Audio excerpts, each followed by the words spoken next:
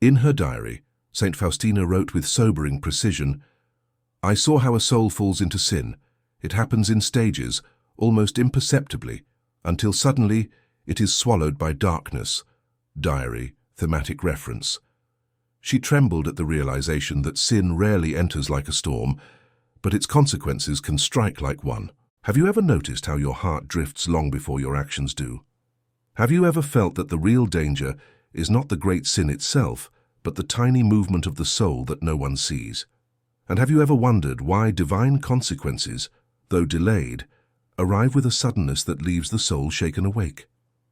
Late one night, in the quiet corridor of the convent where shadows stretched softly across the floor like long, thin arms of darkness, Saint Faustina felt Jesus draw near with an intensity that sent a shiver through her spirit. What he would reveal to her that night was not dramatic, not loud, not frightening. It was far more unsettling. He showed her how sin truly begins. Before we go deeper, subscribe if you desire to understand the authentic teachings Jesus entrusted to Saint Faustina, teachings that expose the hidden dangers of the spiritual life with clarity and mercy. Faustina returned to her simple cell, its walls bare except for a crucifix whose shadow flickered in the candlelight. She knelt on the wooden floor, her breath slow and steady, and Jesus opened her heart to see what few understand. Sin begins quietly, not with rebellion but with neglect, not with hatred but with forgetfulness, not with noise but with silence. She saw a soul at peace, walking faithfully in light. Then, just as gently as dew disappears in the morning sun, the soul began to drift. A skipped prayer, a small impatience justified, a moment of vanity unnoticed, a distraction permitted without resistance, a whisper of resentment left unconfessed. Jesus let Faustina feel how each of these movements seemed harmless, so small, so ordinary, that the soul dismissed them as nothing. That is how sin enters, not by explosion, but by erosion. Faustina felt her heart tighten as Jesus allowed her to sense the second part of the revelation. Divine consequences arrive not because God is eager to punish, but because he is faithful to truth. When a soul continues drifting without correction, when grace keeps knocking and the heart no longer responds, the spiritual structure collapses suddenly, not because God pushes it down, but because it can no longer stand. She saw a soul walking confidently, unaware of the weakness forming inside it. And then, in a single moment, temptation struck. The soul fell not because the temptation was strong, but because its interior had become hollow without noticing it. Faustina trembled at this, understanding why so many are shocked by their own falls. The consequences seemed sudden, but the drift was long.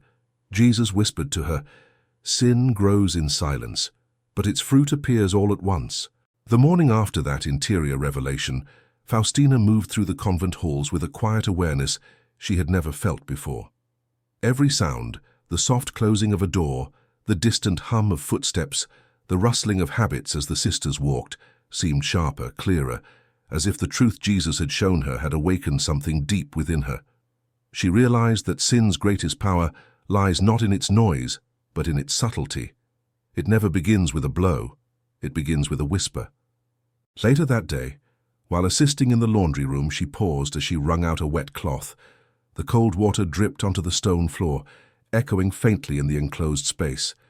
In that simple moment, Jesus allowed her to feel again the delicate first movements of a soul drifting towards sin. It begins, he showed her, with a small interior shift. The soul stops guarding its thoughts.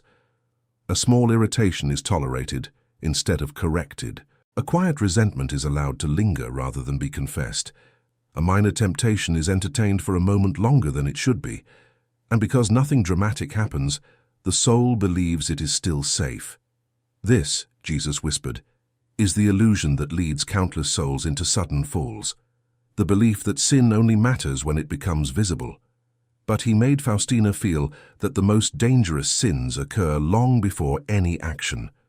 They occur in the unnoticed decisions of the heart. As she continued folding linens, Faustina felt a deep sorrow rise within her. She understood that the enemy rarely tempts devout souls with great evils at first. He tempts them with tiny relaxations, small permissions the soul grants itself in silence, a gentle letting go of vigilance, a soft drifting into comfort, a quiet loss of spiritual sensitivity. The consequences, however, are not quiet. In the afternoon, while walking through the garden, Faustina paused near a rose bush. She watched as a single petal fell silently to the ground, and in that moment, Jesus revealed another part of the mystery.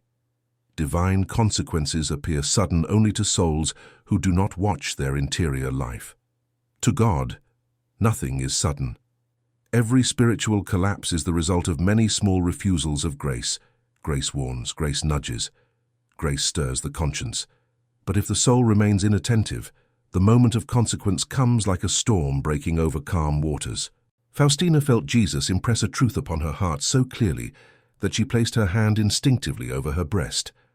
The soul is never surprised by its fall. It is only blind to the steps that led it there.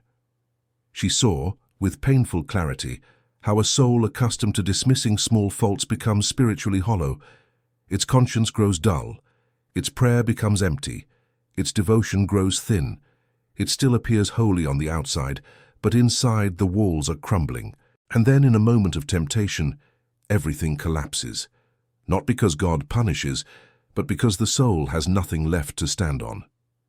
As she returned to the chapel that evening, Faustina knelt and whispered, "Lord, let me never ignore the quiet steps that lead away from you." And in the silence, she felt his promise settle into her soul like warm light.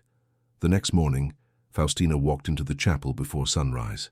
The convent was still wrapped in darkness, and the sanctuary lamp glowed like a single ember keeping watch over the sleeping world. She knelt, letting her hands rest against the cool wood of the pew, and allowed her heart to settle into a stillness that only the early hours can give. As she breathed in the silence, Jesus began to unfold the next layer of the revelation. Sin always begins as a suggestion, never a command. She felt it interiorly, not in visions or dramatic sensations, but in a clarity that illuminated her soul like soft morning light. The enemy never forces devout souls into sin. He knows they would resist. Instead, he offers suggestions that feel almost harmless. A thought, a memory, a small justification, a quiet impulse. And if the soul entertains it even for a moment, the suggestion becomes a seed. Faustina saw how this seed grows in the soil of distraction. A soul that stops watching itself becomes fertile ground for temptation, not because it desires sin, but because it no longer desires vigilance. She understood that the enemy does not need to break the door down. He only needs the soul to stop locking it. Later that day, while preparing vegetables in the kitchen, she paused as she sliced a carrot, her knife hitting the wooden board with careful rhythm. In that ordinary motion, Jesus let her feel how gently sin begins. The soul chooses not to confess a small fault, telling itself it was too minor.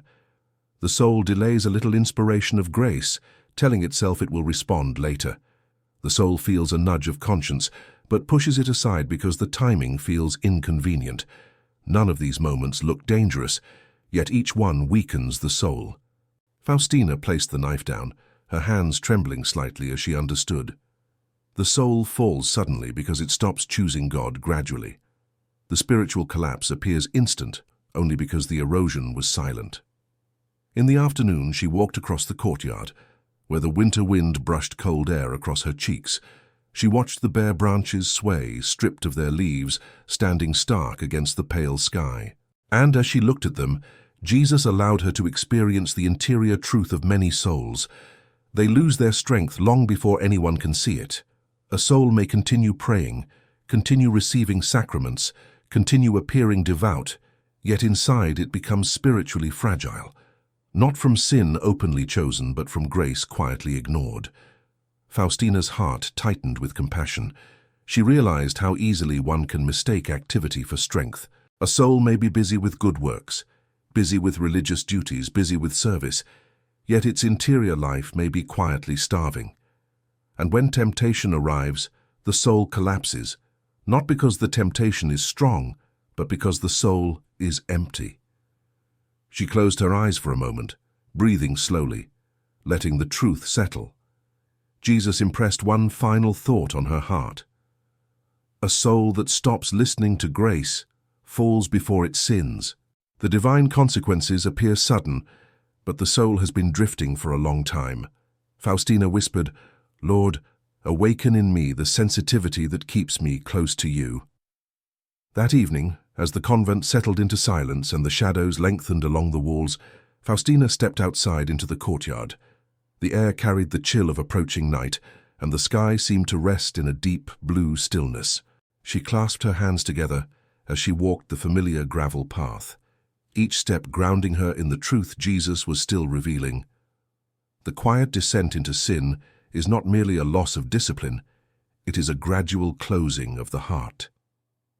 She paused beneath a lantern, whose soft amber glow illuminated the faint traces of frost on the ground. It was there that Jesus allowed her to feel the next stage of the soul's descent, spiritual indifference, not rebellion, not anger, not denial, simply indifference. The heart stops reacting, the conscience stops trembling. What once troubled it now slides past unnoticed. The soul becomes desensitized to its own decline. This indifference, Jesus made her feel, is the most dangerous silence of all. It is not loud enough to alarm the soul, not dramatic enough to cause shame. It is a gentle numbness that wraps the heart like a soft blanket, comfortable, quiet, deadly. The soul begins to think, "I'm fine," even as the light within it dims. Faustina pressed her hand to her chest, sensing how this happens. The soul grows tired of vigilance, tired of effort, tired of watching over its thoughts, and so it lets go, not in dramatic rebellion, but in quiet fatigue. And in that fatigue, the enemy whispers, "Rest. Stop trying so hard. You're doing well enough." The soul believes this lie not because it is foolish, but because it wants relief. But the relief is poison. As she continued walking, Faustina looked toward the chapel windows glowing softly in the night. Jesus allowed her to see the next phase of the silent descent, the severing of interior dialogue with God. The soul still prays, the lips still form words, but the heart no longer listens. Prayer becomes routine, a familiar sequence of motions. The soul no longer brings its wounds, its desires, or its truth before God. It simply performs. Faustina felt a shiver move through her soul. She realized that the sudden fall into sin is not sudden at all. It is the final moment after many interior disconnections. The divine consequences feel abrupt because the soul no longer recognizes the signs of danger. And then Jesus revealed the most sobering part. The moment the soul stops loving, not dramatically, not consciously, it simply stops choosing love, stops forgiving, stops sacrificing, stops seeking light. And in that still, quiet moment, the soul crosses a line it cannot see. As she returned inside and knelt before the tabernacle, Jesus whispered gently to her heart, "When love grows cold, sin grows bold." Faustina bowed her head, tears warming her eyes. She understood now that the divine consequences come suddenly, only because the soul stopped responding long before they arrived. The collapse is immediate, but the weakening was silent. She whispered into the stillness, "Lord, keep my love awake." The next morning dawned grey and heavy, as if the sky itself carried the weight of the truth Jesus had revealed to her. Faustina moved through her duties in silence, her heart contemplative and tender. She swept the chapel floor, the bristles of the broom whispering softly against the stone, and her thoughts returned again and again to the quiet descent of a soul into sin. The subtle movements, the unnoticed compromises, the gentle fading of light.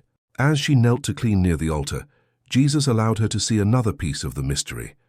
Sin does not suddenly overpower the soul. The soul surrenders to it one unnoticed decision at a time.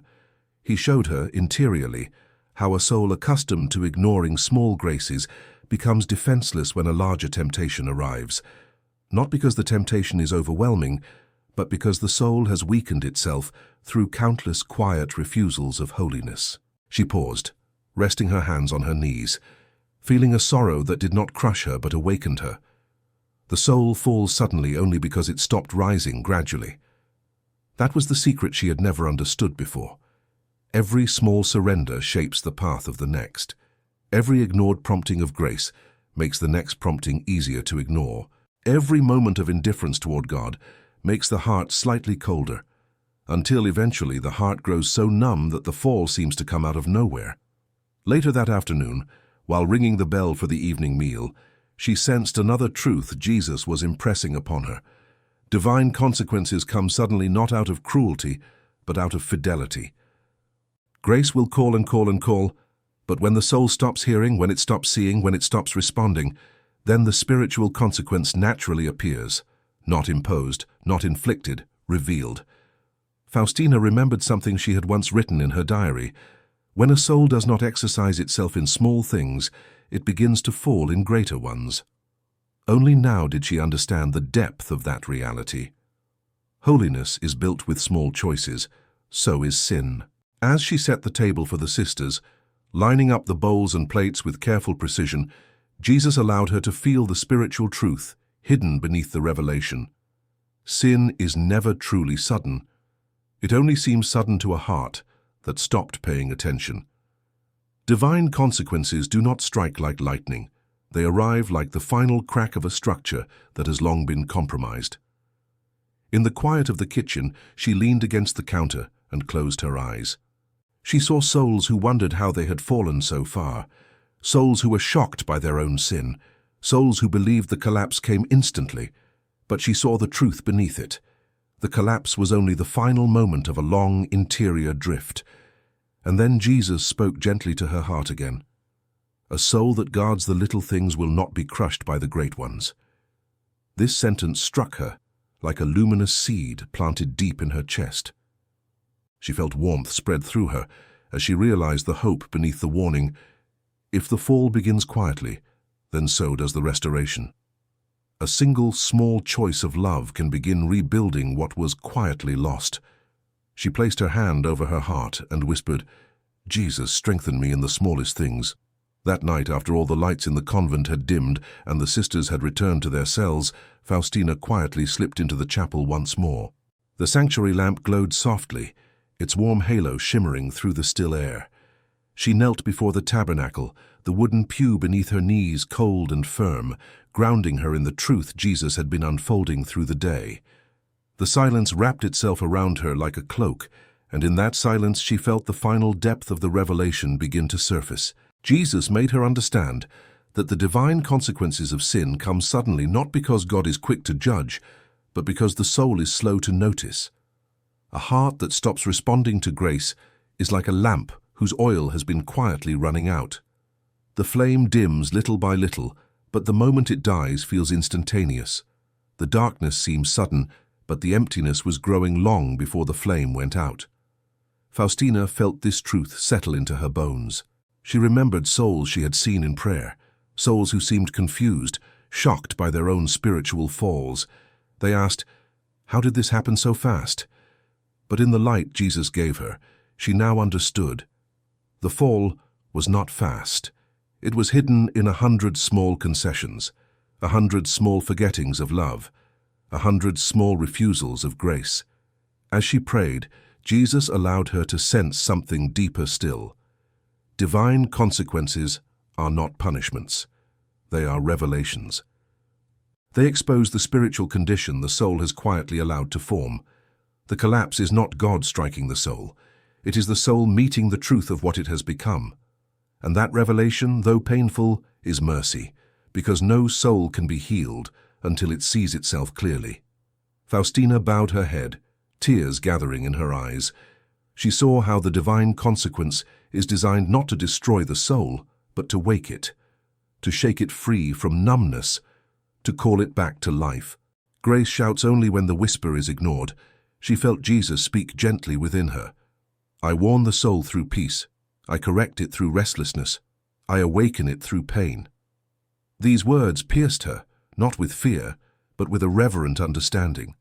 Even divine consequences are acts of mercy, shadows cast by a God who refuses to let a soul remain asleep on the edge of a cliff. She remained kneeling for a long time, her heart trembling with both sorrow and clarity.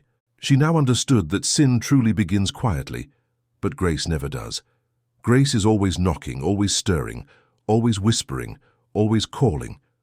And when the soul finally listens, no matter how far it has drifted, mercy rises instantly, flooding in like dawn, breaking through a night that had seemed endless. Faustina lifted her gaze toward the tabernacle, feeling a warmth spread through her chest. She realized the revelation was not meant to burden her, but to strengthen her. If sin begins with small choices, so does holiness. If the fall begins quietly, the return begins gently. A single sincere movement toward God can undo years of drift. As she rose from the pew, her whisper echoed softly into the silence. Jesus, keep my heart awake. Let me respond before the consequences must speak.